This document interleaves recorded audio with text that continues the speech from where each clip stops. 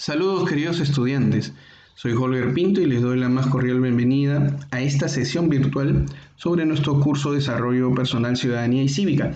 Y hoy en día tenemos un tema muy especial que es Ciudadanía en tiempos de la COVID-19. Así que bueno, el objetivo es reflexionar sobre la prevención y el cuidado que tenemos que dar ante esta enfermedad que nos está afectando. Para lo cual te voy a solicitar que por favor observes este cuadro sobre la cantidad de infectados, muertos que se han dado a nivel mundial. Tú podrías ingresar a esta página, que es la página del Instituto Johns Hopkins, en el cual puedes observar cómo ha ido actuando en el momento que estés dándole lectura o visualizando este video. Pero hasta este momento tenemos esta cantidad de decesos y que lo que quiero es que también puedas observar esta imagen de la sala situacional de esta enfermedad COVID-19 que también está en el Ministerio de Salud de nuestro país, que también nos dice la cantidad de fallecidos y el total de casos que han sido analizados. Y es importante esta página porque aquí podemos observar también cuántos son los porcentajes sobre sexo y edad de los fallecidos. Si te vas a dar cuenta, con este cuadro vemos que de cada 4 personas, 3 son varones que fallecen. Y gracias a este cuadro vemos la cantidad de personas fallecidas por edad. Y también es algo muy parecido. De cada 4 personas, las personas mayores de 65 años, 3 de ellos son los que fallecen. Dicho esto, quiero que contestes estas preguntas que son importantes sobre las medidas del gobierno que haya tomado, si te parece que son correctas, si conoces sobre el coronavirus, cómo se transmite, cuál crees que deben ser las funciones de nosotros como ciudadanos en la actual situación de pandemia en la que nos encontramos y cuáles son las características, ¿sí?, de los ciudadanos en la actualidad. Esto es importante que por favor lo puedas contestar tú y nosotros y luego lo escribas en tu cuaderno todas estas respuestas y que después de la sesión de hoy puedas ampliar de repente esas respuestas algo mucho más. Bueno, entonces vamos a hacer un recuento y vamos a iniciar tratando de ver qué cosa vendría a ser este coronavirus o qué es la enfermedad COVID-19. Según la Organización Mundial de la Salud, el COVID-19 es una enfermedad infecciosa causada por una cepa de coronavirus y que tiene un nombre específico de COVID-19 por estas características. Co de corona, V de virus, D de 16, que significa enfermedad en inglés, y 19 del año 2019 que fue descubierto. Te quería mostrar unas fotografías del virus en nanómetros para que veas exactamente cuál es la forma que va a tener. Y no es una forma así como la que nos dan en los diseños, sino es como una especie de elemento que es un elemento proteico, pero no es un ser vivo, que es medio deforme y con unos filamentos que van como protuberancias alrededor, por eso es que tiene esa forma de corona. El virus es un organismo pues de una estructura sencilla, compuesto de puras proteínas y ácidos nucleicos, capaz de multiplicarse, pero se multiplica dentro de células vivas o de algún tipo de metabolismo, por eso es que cuando ingresa a nuestro organismo nos va a ir afectando. ¿Sí? Bueno, esto es importante para que lo puedas observar. ¿Cuáles son los síntomas de esta enfermedad? Bueno, vas a tener fiebre, tos seca, dificultad para respirar, pero esta fiebre es de 38 grados en más de 2 días. Tos seca persistente, una dificultad para respirar muy grande, un picor o dolor en la garganta, pérdida de olfato y de gusto para, por ejemplo, las comidas. Estos síntomas, dos más de ellos, pueden generar hacer que tú observes que tienes coronavirus. Toma en cuenta de que de los casos observados, de cada 4 exámenes que hacen, 3 personas no tienen coronavirus, tienen otro tipo de virus que generan estos mismos síntomas. Esto es bueno que tomes en cuenta, porque no por tener estos síntomas significa que tienes coronavirus, pero de lo contrario tienes que de todas formas observarte. Ahora vamos a ver por qué medios tendrías que ir a observar. Siempre recuerda que marca el 113 del Ministerio de Salud para ser atendido. Hay otros síntomas como diarrea, mareo, dolores musculares y dolor de cabeza que son relacionados a ello. Bueno, ¿cómo se transmite? Y esto es importante que tomes en cuenta, cómo es que transmitimos este virus y la verdad es que mucho de él tiene que ver nuestras manos. Por eso es que dicen que laves las manos permanentemente. ¿Por qué? Porque se transmite e ingresa a través de estos tres medios, de la boca, de nuestra vista y de nuestra nariz. Cada vez que nosotros tocamos con nuestras manos, nos rascamos más de 35 veces al día los ojos, podemos hacer que ingrese si es que nuestra mano tiene el virus y hemos tocado alguna superficie con el virus.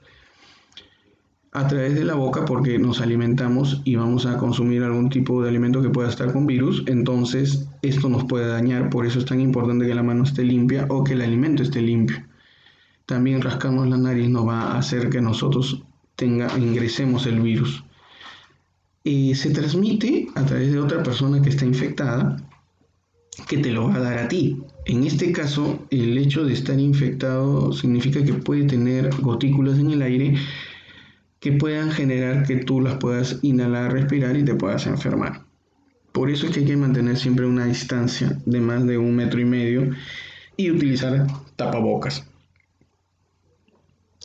¿Cómo se propaga el virus a nivel mundial? Bueno, más o menos nosotros ya vamos a ir llegando a lo que serían los 2 millones de afectados en todo el mundo y más de 100.000 muertes.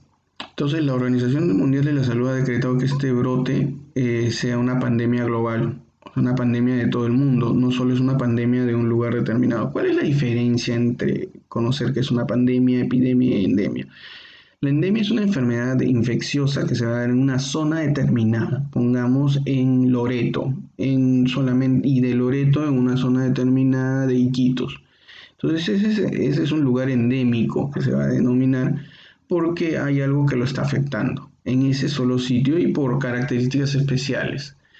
La epidemia es el aumento de casos ya no solo en un momento, en un lugar, sino en otros lugares que tienen algo parecido y ya no solo en un tiempo determinado, sino en mayor cantidad de tiempo. Y la pandemia es que ocurre en más lugares de lo previsto, en otros países y que de repente puede ser a nivel de todo el mundo. Entonces ya en ese momento se transforma en lo que sería pandemia. ¿Sí? Bueno, vamos a continuar. ¿Y quiénes son las personas que están en riesgo? Las personas que normalmente están con algún tipo de enfermedad que ya los ha debilitado de por medio. Están en riesgo de fallecer, porque todos estamos en riesgo de contagiarnos, pero algunas personas hasta ni síntomas vamos a tener. Estos síntomas que estábamos hablando aquí. ¿Sí? Pero dicho eso, también es afectado a las personas mayores como vimos en el cuadro, ¿no? Y mucho mayor los varones. Así que hay que tomar mucho en cuenta sobre el riesgo de la transmisión y cómo les afecta a este género masculino y a las personas mayores de 65 años. ¿Qué puedes hacer para protegerte? Siempre este número, el 113, comunicarte con el Ministerio de Salud, es importantísimo para que tú puedas estar al tanto y tranquilo sobre ello. Ahora sí, vamos a contestar la pregunta sobre quién es un buen ciudadano en estos momentos.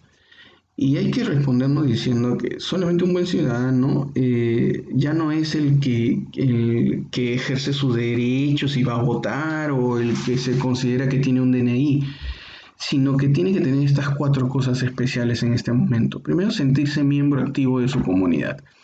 Entiende que es parte de ella, que tiene una organización y que ejerce derechos y cumple obligaciones producto de vivir en ella, como por ejemplo tener que quedarme en mi lugar o en mi casa porque yo me siento parte de toda esta sociedad y quiero cumplir con ella. Segundo, participo activamente, apoyo a mi comunidad en lo que necesite, pongo de mi parte para que todo nos vaya bien. Si tengo que pagar tributos, soy solidario con los que más necesitan. En este momento, esa es una de las características más importantes. ¿Sí?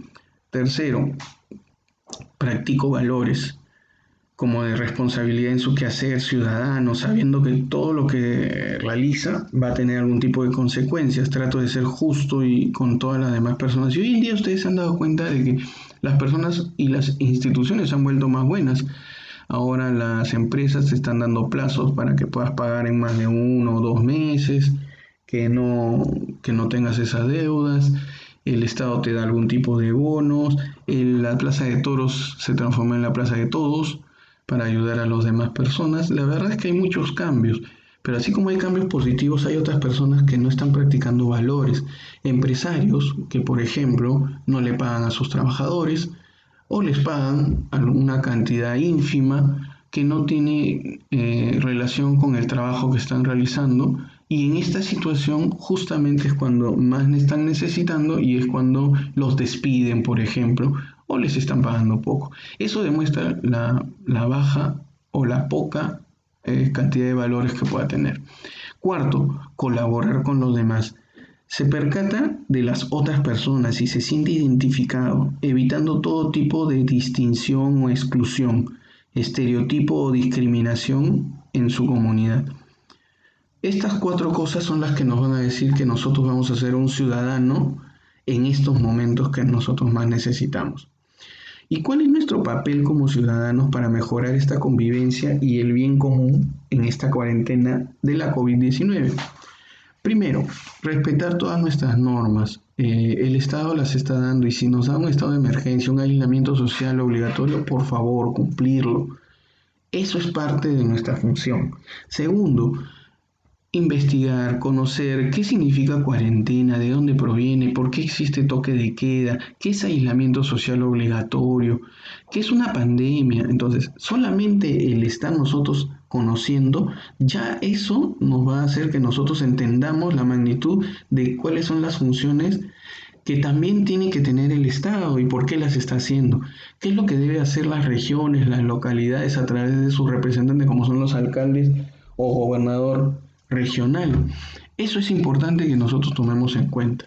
Tercero, desarrollar valores y ética al actuar. Por favor, actuemos bien, pensemos en los demás. No solamente pensemos en nosotros, en lo que nos conviene, sino hay que pensar en los otros, cómo están viviendo.